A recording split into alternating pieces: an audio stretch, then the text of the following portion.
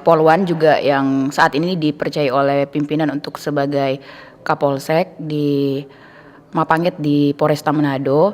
Tentunya dalam hal kita ibaratnya kembali ke rumah tangga, ya kita harus berperan sebagai kodrat kita sebagai ibu dan istri. Jadi ya kita harus balik lagi ke rulesnya bahwa kepala rumah tangga itu adalah suami.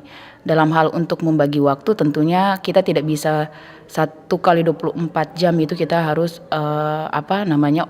di fokus terhadap rumah tangga kita, tapi kita bagaimana mengkomunikasikan dengan pasangan kita ataupun keluarga kita untuk menghandle hal-hal yang seperti itu. Artinya tetap juga kehadiran sebagai seorang ibu juga pasti akan dibutuhkan oleh suami dan anak-anak kita. Ya tantangannya dalam hal itu pasti kita ada perasaan sedikit bersalah lah, karena kan dalam hal untuk kita menjalankan tugas ini kita kan diberikan cuti oleh negara itu 3 bulan. Ketika kita melahirkan dan kita punya bayi, dalam kurun waktu 3 bulan kita harus bekerja kembali. Pasti ada dilema bagaimana kita harus menjalankan profesi kita dengan peran kita sebagai ibu. Tapi seiring dengan mungkin Ibu Siska bisa menjelaskan nanti, karena anaknya lumayan masih kecil-kecil dan kalau saya mungkin fasenya sudah lewat seperti itu. Jadi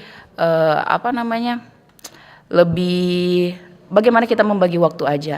Kemudian kita kan manusia ada sifat feminim, ada maskulin juga. Tentu ketika kita di kantor ya kita sebagai pimpinan dalam hal ini Kapolsek atau apapun profesi jabatan yang diduduki oleh seorang Polwan ya kita harus profesional. Bagaimana kita harus tegas juga sebagai seorang pimpinan. Tetapi itu cukup di kantor saja, ketika sampai di rumah bagaimana feminim kita harus kita tunjukkan juga terhadap suami, karena suami merupakan kepala rumah tangga dan imam buat kita.